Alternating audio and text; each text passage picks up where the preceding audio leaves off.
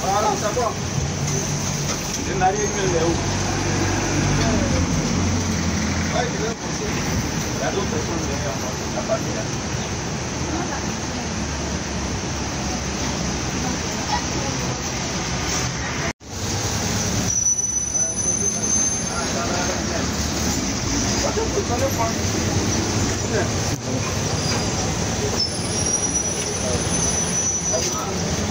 Ah, papa.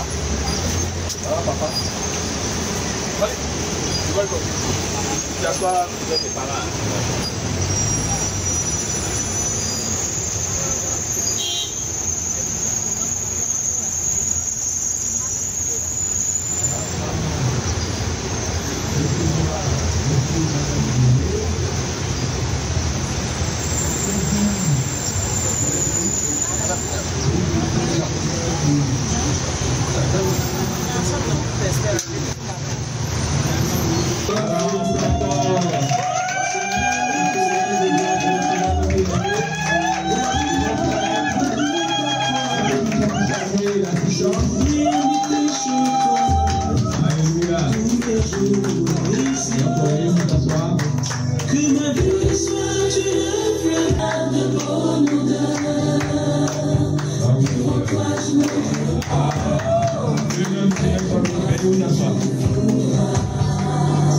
Et recommander, souhaitant que Dieu dispose de toutes choses. Seigneur, nous te bénissons, nous te rendons toute la gloire. Tu es l'auteur du mariage et tu souhaites que le mariage soit honoré de tous. Et nous sommes dans la joie ce vendredi 21 d'être en compagnie de tes enfants, le couple Zoé. Nous voulons te recommander toutes choses, tout ce qui va se faire tout à l'heure, jusqu'à la bénédiction du ciel, que le Saint-Esprit soit au contrôle de tout, que la nourriture soit bénie, que la digestion des uns et des autres soit bénie, alléluia, et qu'au sortir de ces instants, la joie soit le partage de chacun de nous. Que ceux qui sont rentrés en ce lieu, qui soupirent après le mariage, comme sortir d'ici, Seigneur, qu'il y ait une grande visitation. Ceux même qui sont mariés, qui s'attendent encore à des enfants, qu'au nom de Jésus, au sortir de ce mariage béni, que ce soit cette famille-là qui soit visitée. Nous voulons sortir d'ici bénis et que le nom du Seigneur soit glorifié. Amen. Voilà, tout à l'heure, vous voulez un peu de rafraîchissement, le temps que nous continuons la cérémonie.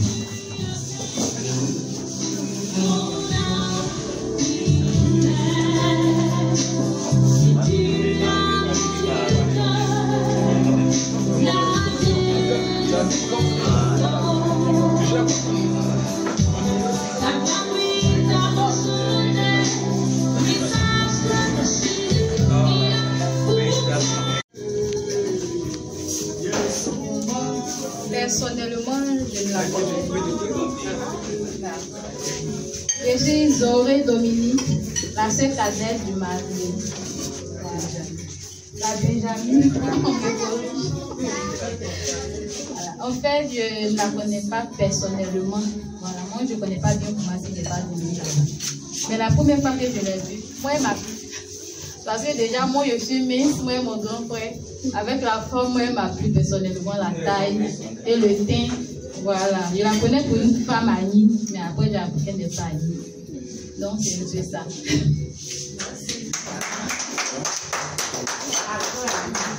Juste pour lui rendre un témoignage, voilà, permettez-moi de vous présenter l'éminent. Oui, il faut qu'on le fasse. Voilà.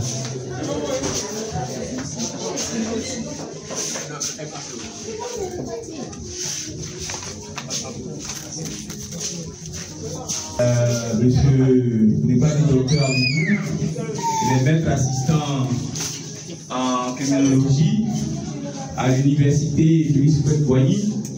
Il faut dire que c'est un dévancier et il est beaucoup ami, pour ne pas dire il est beaucoup frère à docteur Yagi. Et en ce temps de joie, il souhaiterait partager un témoignage. Est-ce qu'on peut acclamer le Seigneur pour nous?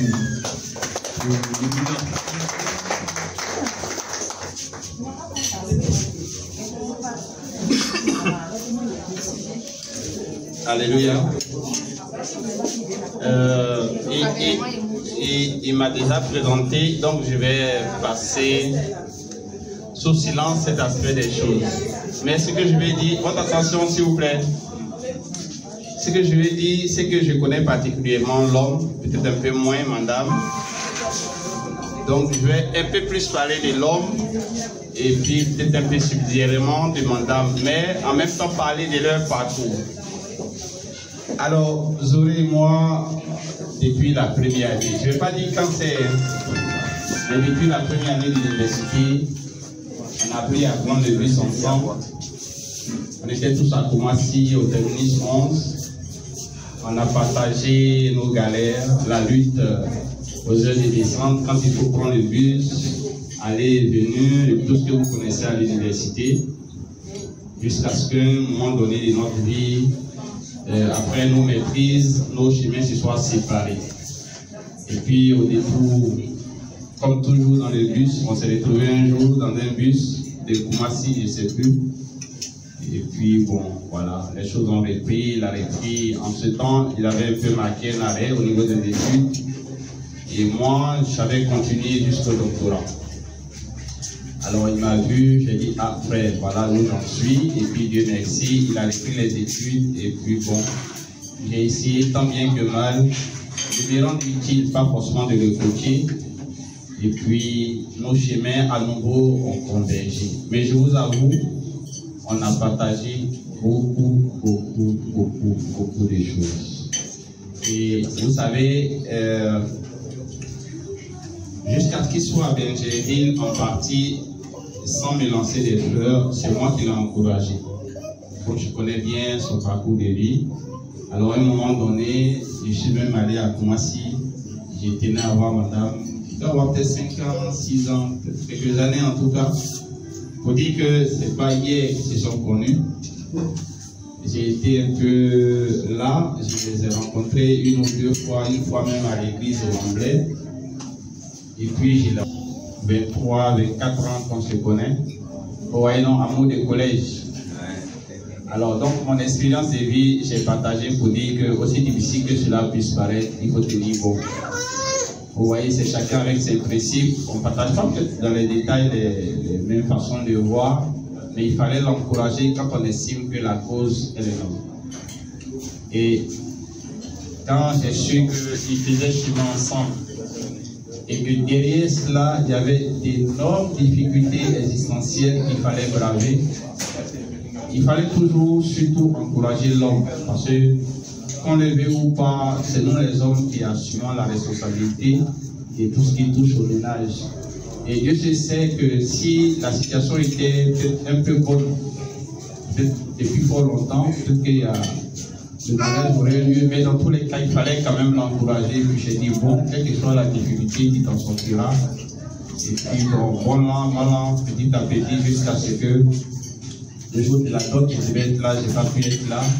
Mais ce que je veux surtout qu'on retienne, je lis c'est un peu à mon histoire personnelle, c'est que dans la difficulté, quand tu as fait un choix, et souvent les meilleurs couples se construisent dans la difficulté. J'aime bien le dire aux étudiants, souvent nos jeunes sœurs qui viennent nous emmener dans nos bureaux là. Je vais dire, vous ne savez pas où on a connu nos femmes, hein? Qu'est-ce qu'on a fait traverser jusqu'on en arrive là où nous sommes. Mais parfois nos histoires de vie, les personnes qui sont un peu au-devant de notre histoire, jusqu'à ce que nous arrivons là où on est. Dieu sait ce qu'on a construit ensemble. Et quand on a construit ensemble, comme ça dans la galère, j'avoue que c'est souvent dans du roc qu'on a raciné notre relation. Et j'ai pu comprendre le temps de leur cheminement jusqu'à la dot aujourd'hui. Ça fait un bon moment qu'ils se connaissent. Elle a dû patienter.